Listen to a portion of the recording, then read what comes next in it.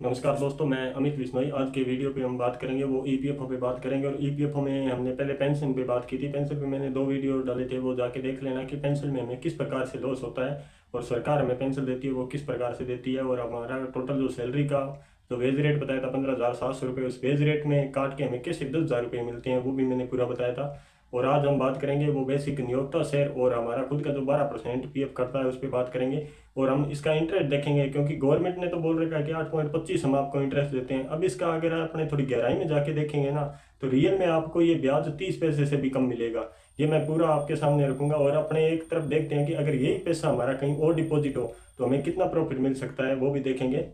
तो मैं थोड़ा आपको बोर्ड के माध्यम से समझा देता हूँ, आसानी से अपने को समझ आ जाएगा। एक एक पॉइंट समझेंगे तो ऑटोमेटिक आपकी समझ आ जाएगा। हाँ, रियल में अगर वीडियो अच्छा लगे तो आप कमेंट जरूर करना। पता है कि ईपीएफओ 3 भाग के अंदर करता है। 3 भाग में एक होता है कर्मचारी शेयर, एक होता है नियोक्ता शेयर और पेंशन। पेंशन पे नो इंटरेस्ट है, तो पेंशन पे मैंने पहले भी वीडियो बनाया था, वो आपने अच्छी तरीके से देख लिया था। अब आज जो देखेंगे अपने कर्मचारी और नियोक्ता शेयर का देखेंगे। कर्मचारी और नियोक्ता शेयर दोनों को जोड़ते हैं तो अपना 15.67% सैलरी का करता है। अब मैंने आपको एक बताया था कि कंपनी अपना जब सर्टिफिकेट दिखाती है कि हम एम्प्लॉय को कितनी सैलरी देते हैं, तो वो वेज रेट दिखाती है। वेज रेट कितना है? 15,700। मैं 15,000 को हज़ार मानता हूँ, 15,000 रुपये अपना वेज रेट दिखाती है। अब 15,000 रुपये अगर 1567 रुपये पीएफ का देखेंगे। और प्लस एक चीज़ और बताता हूँ कि आजकल क्या है, कोई भी कर्मचारी या अपने बोल सकते हैं कि हम किसी कंपनी में काम करते हैं तो कंपनी ज़्यादा से ज़्यादा 3 या 4 साल तक एम्प्लॉय रखती है। 3 या 4 साल, 3-4 साल में कॉन्ट्रैक्ट चेंज हो जाता है और कंपनी चली जाती है, कोई दूसरी कंपनी आती है, उसमें अपनी जॉब करते हैं। क्योंकि प्राइवेट कंपनी है। जाने का रीजन क्या होता है कि कंपनी जब इनके साथ में किसी कंपनी के साथ में कॉन्ट्रैक्ट करती है कि हम आपको एम्प्लॉय देंगे, तो वहाँ पे एक इनका कॉन्ट्रैक्ट होता है कि प्रति वर्ष आपको 10% सैलरी बढ़ानी पड़ेगी। तो 4 साल में क्या होता है, ये सैलरी लगभग 40% बढ़ जाती है। अब जैसे इसके 5 साल पूरे होंगे ना, तो 5 साल के बाद में ग्रेजुएटी लगती है और ग्रेजुएटी लगने पे लगभग 33% का प्रॉफिट मिलता है एम्प्लॉय को। इतनी सैलरी इनको और बढ़ानी पड़ती है। तो 5 साल में 50 वो बढ़ जाएगी, फिर ये 33 ये बढ़ जाएगी। तो लगभग अपने मान सकते हैं कि ये 83% सैलरी इंक्लूड होगी। इसलिए पहले ये 4 साल में क्या करते हैं, 4 साल के अंदर इस कंपनी को हटा देते हैं और किसी दूसरी के साथ कॉन्टैक्ट कर लेते हैं, ताकि ये 40% में से 20%, अगर यहाँ पे 10,000 रुपये में इन्होंने कॉन्टैक्ट किया तो आगे वाली 12,000 रुपये में 4 साल बाद दूसरी कंपनी को कॉन्टैक्ट कर लेंगे। अब यहाँ पे तो इनको 14,000 रुपये देना पड़ रहा था, अब इनको 12,000 में एम्प्लॉय मिल रहा है। तो कंपनी क्या करती है, 3 या 4 साल रहती है, उसके बाद में कंपनी चली जाती है और दूसरी कंपनी आती है। अब मैं पीएफ के अंदर बताऊंगा, जो सरकार 8.25 का दे रही है ना इंटरेस्ट या ब्याज अपने बोले, तो वो किस प्रकार से अपने को प्रॉफिट में ले जाता है या लॉस में ले जाता है। वो टोटली लॉस में लेके जाता है। रियल में आप लास्ट तक वीडियो देखोगे, मैं आपको प्रूफ करके बताऊंगा कि 30 पैसे से ज्यादा आपको ब्याज नहीं मिलता है। जबकि एफटी का ब्याज है 60 से 65 पैसे। ये एफटी वाला भी ब्याज आपको नहीं मिलता। दिखाने पे 8.25 कुछ नहीं होता है, उसको रियल कंडीशन देखनी होती है। आज 15 से 20 हजार रुपये जॉब करने वाले की कंडीशन भी देखनी होती है। अब मैं आप कुछ यहाँ पे डाटा लिखता हूँ, उसके माध्यम से और समझेंगे। अब मैंने आपको बताया था कि 15.67 और वेज रेट भी बताया था कि 15,700। तो मैं 15,000 को आधार मानता हूँ कि एक व्यक्ति की सैलरी है 15,000 रुपये, उसमें कर्मचारी और नियोक्ता शेयर 15.67%। तो उसकी पर मंथ जो 15.67 इस 15,000 का निकालोगे तो 2300 रुपये उसकी ये कर्मचारी और नियोक्ता कटेगा। पेंसिल अलग है, पेंसिल को तो मैंने पहले वीडियो बना दिया, वो जाके देख लेना। पेंसिल का पूरा बायोडेटा मैंने उसमें बताया। ये 2300 रुपये। अब अपने 1 साल का आधार निकालते हैं ना, तो 1 साल का 2300 इंटू 12 कर लेना, ये 27,600 रुपये टोटल पीएफ कटेगी। फिर इंटरेस्ट और ब्याज, इंटरेस्ट और ब्याज 8.25 का है, तो अपने को 1 साल के अंदर इस पर इंटरेस्ट कितना मिलेगा, वो मिलेगा 27,600, 8.25 लगभग 2270 या 80 रुपये के बीच में, ये इतना मिलेगा अपने को इंटरेस्ट। 2270 या 80 रुपये के बीच में। ऐसे ही अगर मैं 2 साल या 3 साल, या यहाँ पे मैंने 4 साल बताया था कि 4 साल बाद में एक नई कंपनी आ जाती है, तो अपने 2 साल में इसका इंटरेस्ट देख लेते हैं। 2 साल में अगर इंटरेस्ट इन दोनों को जोड़ के मैं ये तीनों का डाटा एक साथ लिख देता हूँ, थोड़ा वीडियो लंबा हो जाएगा। अब मैंने आपको 1 साल का बताया था कि टोटल अगर 2300 रुपये पीएफ करती है तो 12 महीने में 27,600 रुपये होती है। इसका इंटरेस्ट या ब्याज 8.25 से देखें तो 2270 या 80 रुपये के करीबन होता है। अब ये दूसरा आता है अपना 2 साल में। 2 साल में टोटल इस रकम को जोड़ के ये रकम डबल होगी, तो 57,477 रुपये 2 साल में इंटरेस्ट सहित अपने जुड़ेंगे। इसका ब्याज आएगा वो 4741 आएगा। तीसरे साल में अपने ये 3 रकम, ये इसका 3 गुना करते हैं और ये दोनों ब्याज जोड़ते हैं तो 89,818 रुपये होते हैं। इस पे जो ब्याज आएगा वो 7409 आएगा। अब ये चौथा है जिसमें 4 साल की मैंने बताया था। 4 साल में 1,24,827, ये तीनों ब्याज और इसका 3 गुना जोड़ते हैं तो ये होगा 1,24,827 प्लस अपने इस पे ब्याज मिलेगा वो 10,298। अब ये टोटल रकम होगी वो 1,35,125 रुपये होगी। टोटल रकम जो 4 साल के अंदर ब्याज सहित अपने मिलेगी वो 1,35,125। ये तो ठीक है। अब मैं इसका देखता हूँ कि जब अपने को 4 साल बाद में कोई कंपनी चली जाती है, आदमी बेरोजगार हो जाता है, तो वो मजबूर के अंदर उसको पीएफ निकालनी पड़ती है। उसका भी थोड़ा मैं आपको बता देता हूँ। जब अपने पीएफ निकालेंगे तब सरकार इसमें कैसे अपने को लॉस करती है, सबसे बड़ा लॉस वही है। मैं आपको बताता हूँ 4 साल इंटरेस्ट और फंड दोनों की वैल्यू, क्योंकि मैंने बताई थी कंपनी लगभग 4 साल ही रहती है, उसके बाद में दूसरी कंपनी कॉन्ट्रैक्ट में आ जाती है, तो अपने जॉब चली जाती है। फिर अपने को 2 या 3 महीने तक बेरोजगार रहना पड़ता है, क्योंकि कंपनी बोलती है कि सेम एम्प्लॉय रखेंगे नहीं, इन्होंने बोला है आपको 3 महीने या 4 महीने बाद लगा लेंगे। तो वो क्या सिस्टम होता है कि अपने 3 या 4 महीने बेरोजगार रहने पे 15,000 रुपये कमाने वाले का टाइम पास नहीं होता है। उसके पास एक ही ऑप्शन बचता है कि वो पीएफ निकाले। जब वो पीएफ निकालेगा तो अपने 4 साल में टोटल उसको फंड मिलेगा ना, वो इंटरेस्ट सहित 1,35,125 रुपये। और मैंने बताया था आपको कि 4 साल का इंटरेस्ट कितना मिलता है। पहले साल 2270 रुपये इंटरेस्ट, दूसरे साल वो इंटरेस्ट बढ़कर 4741 रुपये, तीसरे साल 7409 रुपये और चौथे साल 10,298 रुपये। अब ये टोटल 4 साल का इंटरेस्ट है ना, ये 24,725 रुपये है। ये ठीक है, 8.25 का अपने को इंटरेस्ट मिला। लेकिन अब आगे का देखो सिस्टम इन गवर्नमेंट का क्या कर रखा है कि जब आप ये रकम निकालने जाओगे ना, तब सरकार क्या करेगी, 10% आपका टीडीएस कटेगा।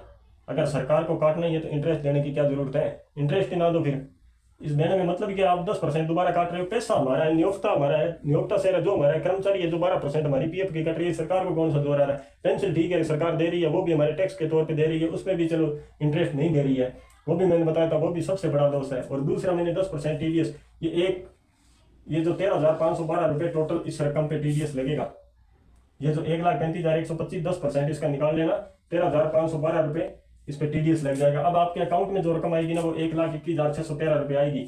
अब देखो टोटल आपको इंटरेस्ट मिला था वो 4 साल के अंदर 24,725 रुपये गवर्नमेंट ने दिए, 13,512 रुपये वापस काट लिए। तो आपको 4 साल में इंटरेस्ट कितना दिया गवर्नमेंट ने, 11,213 रुपये।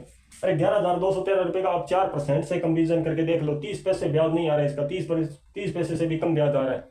क्या इसके अंदर करें, नियोक्ता के अंदर चलो ठीक है, पहले पेंसिल पे ब्याज नहीं था, नियोक्ता और कर्मचारी 2 चीज थी कि इस पे अपने को प्रॉफिट था। अब इस पे भी टीडीएस लागू करके गवर्नमेंट ने इसको भी किसी तरीके से कि इनका ये पैसा भी रख लें, हमारे को कुछ ना देना पड़े। अरे आप इतनी रकम रख रहे हो तो आपको देने में क्या प्रॉब्लम है। ऐसे ऐसे प्लेटफॉर्म है, मैं नीचे लिंक डाल रहा हूँ जहाँ पे 25% तक का इंटरेस्ट मिलता है।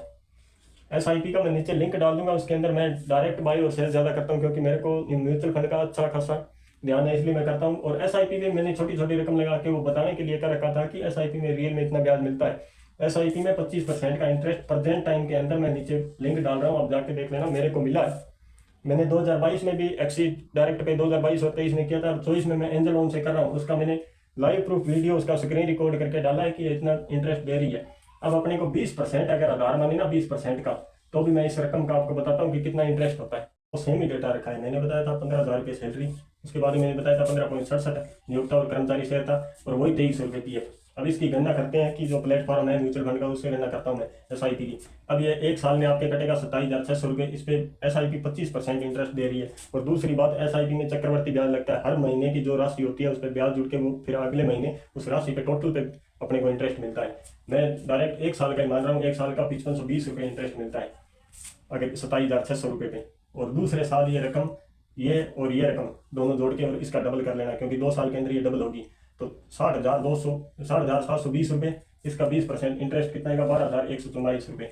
तीसरे साल में ये रकम हो जाएगी 96,464 रुपये, 20% इंटरेस्ट के बाद में ये 19,292 रुपये इंटरेस्ट आएगा। साल में ये रकम 1,39,356 हो जाती है, इसका 20% अपने माने ना 27,871 रुपये आता है। अब ये टोटल रकम है ना 1,67,227 रुपये 4 साल में होगी, 4 साल में। अब एक चीज आपको और बता देता हूँ, म्यूचुअल फंड के अंदर कभी भी अगर 10% लगता है अपना चार्ज, क्योंकि कंपनी इन्वेस्ट करती है, अपने को कमा के देती है, उसका 10% लेती है। लेकिन 10% किस चीज का लेती है, सिर्फ इस चीज का लेती है, वो इंटरेस्ट का 10%, ना कि रकम का लेती है। और सरकार 10% टोटल टीडीएस का ले रही है, और ब्याज भी आपको बताया था वो 8.25 और यहाँ पे ब्याज मिल रहा है 20% का। तो सरकार कौन सा अपने को फायदा पहुंचा रही है, सरकार एक ही चीज इनके मन के अंदर लगी हुई है, किसी तरीके से, वही बात है, अमीर अमीर होता जा रहा है और गरीब गरीब, किसी तरीके से जो मिडिल क्लास व्यक्ति है उसको नीचे धकेलने का काम सरकार खुद करती है। और ये सरकार को मैं दोष नहीं दे रहा हूँ, सबसे बड़ा दोष हमारा ही है, क्योंकि जहाँ एकता नहीं है वहाँ अखंडता ही दिखेगा, क्योंकि हर व्यक्ति अलग अलग बटा हुआ है। आज आप 4 आदमी अगर किसी कंपनी में काम कर रहे हो, अगर आज आप आवाज उठाओगे तो आपके साथ वाला क्या बोलेगा, इसको बहुत चाहिए। अगर आपको निकाल देगा ना तो वो उसका विरोध नहीं करेगा, वो खुश होगा कि ठीक है उसको ज़्यादा चाहिए, और जब भी वो आपको मिलेगा, मिल गया तेरे को। ये एक बोलने का मैं शॉर्ट तरीका बता रहा हूँ। आप किसी यूरोपियन कंट्री में देख लेना, वहाँ पे विरोध चाहे गवर्नमेंट हो, वहाँ पे कोई गवर्नमेंट जॉब नहीं करना चाहता है, सब प्राइवेट जॉब करना चाहते हैं। क्यों करना चाहते हैं कि प्राइवेट उनके नियम अनुसार उनको देना पड़ेगा पैसे। यहाँ पे क्या है, कोई यूनियन बना लो, उसका लीडर जिसको बना दिया वो लीडर ही उसके साथ में सांठगांठ करके अपना प्रॉफिट देख लेगा, भाड़ में जाए दूसरे। अगर यूनियन के साथ आप जुड़े हुए तो यूनियन वाले दूसरे भाड़ में जाए, यूनियन का जो लीडर है उसका कमाई होनी चाहिए। क्या करें, यहाँ पे कोई एकता का कोई सिस्टम नहीं है। एक सिस्टम बताता हूँ, अगर कोई वाद उठाने वाला, अगर कोई एक सिटी का किसी व्यक्ति ने वाद उठा ली ना कभी, तो यहाँ पे भेड़ चाल है, सबके सब उसके पीछे चल जाएंगे। लेकिन उसमें भी कोई ना कोई लीडर बन जाएगा और वो उसको दबा देता है। सबसे बड़ा कारण है कि अपने किसी को लीडर बना देते हैं और वो लीडर ही उसमें ऊपर ऊपर सेटिंग कर लेता है, अपने को कुछ नहीं बचता है, फिर वो सेम कंडीशन होती है हमारी। और भारत जैसे देश के अंदर सबसे ज्यादा तो गवर्नमेंट खुद भ्रष्टाचार करे। अगर गवर्नमेंट भ्रष्टाचार बंद कर दे तो प्राइवेट कंपनी कभी भी भ्रष्टाचार नहीं कर सकती। वेज रेट जारी कर दिया 15,700 का, कंपनी पीएफ दे रही है 10,000 रुपये, उसको इन हैंड जो उसके अकाउंट में सैलरी आ रही है वो 10,000 रुपये आ रही है। ऊपर जब गवर्नमेंट डाटा मांगता है तो बोल रहे हैं 15,700 दे रहे हैं। जब गवर्नमेंट भी उस पर कोई ऑप्शन उठाती है तो वो साफ बोलती है कि आप भी इतना कर रहे हो इसमें फ्रॉड। तो गवर्नमेंट खुद दब जाती है। गवर्नमेंट खुद दबती है तो वो ठीक है, इनका चल रहा है, अपने क्या है, लोग काम कर रहे हैं, ठीक है, किसी का टाइम पास हो रहा है। और जब भी चुनाव का टाइम आता है, ऐसे ऐसे व्यक्ति देखे हैं मैंने जो दारू के एक क्वार्टर के लिए ना चुनाव के पीछे खड़े हो जाते हैं। क्या करें, यहाँ पे कोई सिस्टम नहीं है। सिस्टम ठीक है, टाइम पास हो रहा है। और आने वाले वक्त में आज जो पाकिस्तान की हालत है ना, तो यहाँ की सरकार की तो हालत नहीं हो सकती, लेकिन आम जनता की वो सेम हालत होगी। क्योंकि उसके पास में सिर्फ एक ही मार्ग होगा, या तो अपना पेट गुजारा कर लो, या पहनने के लिए वस्त्र के कपड़े नहीं बचेंगे उसके पास में अगर यही सिस्टम चलता रहा। तो 3,42,246 किलोमीटर का अपने जो टोटल एरिया है और उसके अंदर 1.40 करोड़ जनसंख्या निवास करती है। अगर मैं आधार मानूँ ना, अगर मैं आधार मानूँ भाई 4 व्यक्ति है उसमें से एक कमाने वाला है, तो इसका आधार निकाल लेना, आपको पता चल जाएगा कि कितने लोगों को रोजगार चाहिए। मान के चलो आपको कम से कम 30 करोड़ लोगों को रोजगार चाहिए। ये तो कम बताया, लगभग 35 करोड़ मान के चलो आप, 35 करोड़ लोगों को रोजगार चाहिए, तब ये भारत में टोटल फैमिली का गुजारा हो सकता है। 35 करोड़ लोगों का जब 3,42,139 वर्ग किलोमीटर बताया था मैंने आपको एरिया, इसमें से कुछ डिफॉल्ट एरिया है जहाँ पे रोजगार नहीं है और कुछ एरिया हैं जिसमें रोजगार है। प्रति व्यक्ति को कम से कम हर सिटी के अंदर रोजगार चाहिए, और वो भी कितना, कम से कम 3 लाख रोजगार होना तब जाके उसका काम चले। रोजगार कितना है, लगभग 20 से 25 हज़ार है। और जनसंख्या को रोजगार कितना चाहिए, 3 लाख को चाहिए। इतना डिफॉल्ट एरिया है। ऊपर से अगर गवर्नमेंट आज ही शिकंजा कसे किसी प्राइवेट कंपनी पर, ढंग से उस प्राइवेट कंपनी को मजबूर करेगी इतनी सैलरी दो। अब कुछ लोग बोलेंगे कि प्राइवेट सैलरी दे दी महंगाई दर बढ़ जाएगी, तो आज कौन सा सस्ते में आ रहा है, हर चीज़ की महंगाई बढ़ी हुई है। आटे का इधार मान लो आज 30 रुपये हो चुका है, वो 30 रुपये, जबकि किसान के पास से गेहूँ कितने रुपये में लेते हैं, ये 19 या 20 रुपये में लेते हैं, ज़्यादा से ज़्यादा कोई 22 रुपये तक लेते हैं।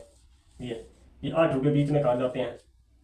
चक्की वाला कितना है, 3 रुपये या 2 रुपये उसकी दिखाई देता है, उसके अलावा क्या लेता है उसके अंदर, बाकी टोटल पैसा टैक्स के अंदर जाता है। गवर्नमेंट आप बिलो, आप एक चीज़ को समझो, गवर्नमेंट का टैक्स है ना, वो इतना टैक्स है कि आप समझ नहीं सकते। पेट्रोल पे देख लो, पेट्रोल फिल्टर होने के बाद में 37 रुपये लीटर है और अपने पास में 106 रुपये आते हैं, तो बीच का पैसा कहाँ जाता है, वो 37 और 106 के बीच में टोटल टैक्स का जाता है। आप नई गाड़ी ले लो, थार गाड़ी है जिसका सबसे ज़्यादा क्रेज चलता है, ये 10,80,000 रुपये की है, सिर्फ 10,80,000 रुपये की है। और जब आप इसको रोड पे उसके कंपनी से बाहर निकालोगे ना तो 18 लाख रुपए की है।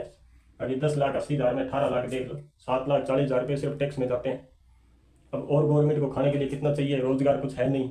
एक व्यक्ति चुनाव के अंदर खड़ा हुआ, वो नेता जीत गया, उसकी संपत्ति थी करीबन 50 लाख रुपये, और जैसे उसका 5 साल कंप्लीट हुआ वो 500 करोड़ का मालिक बन गया। तो ये 450 करोड़ कहाँ से आ गए उसके पास में, कोई पूछने वाला नहीं है। ठीक है, राजनीति चल रही है, चुनाव का टाइम आता है, यहाँ एक क्वार्टर दिलवा दो, लोग जनता उसके पीछे स्टार्ट हो जाती है। जनता को ये नहीं चाहिए कि हमारा प्रॉफिट क्या है, उनको बस ये 4 दिन खाने को मिल जाए बहुत है, इससे ज़्यादा कुछ नहीं है जनता के पास में। और ये लोग, एक अंग्रेज जरूर गए थे, उन्होंने एक इनको राजनीति के अंदर पॉइंट डाल गए कि फूट डालो राज करो। आज वही सिस्टम है, यहाँ पे फूट डाला जाता है और राजनीति की जाती है। जो फूट डालने में माहिर है ना, वही राजनीति करता है। और जनता बेवकूफ़ है, उनको पता है ये जनता अपने एक के साथ एक जुड़ जाएगी। अगर कोई व्यक्ति अगर भाषण आके दे देना मैं आपको जीतने के बाद में इतना दूंगा, तो लोग उसके पीछे बेवकूफ़ होकर भाग जाते हैं। लोग ये नहीं सोचते हैं कि ये इतना पैसा लेके कहाँ से आएगा। अरे आपकी जेब कतर के आपको पैसा दे रहा है तो कौन सा ये भलाई का कार्य करेगा। समझने के लिए इतना आधार काफी है, बाकी जिसकी जो इच्छा हो वो समझे। लेकिन मेरा काम था समझाने का, मैंने आपको जितना मेरे को इसके बारे में नॉलेज था मैंने आपको बताया था। आगे कोई नेक्स्ट वीडियो में बात करेंगे।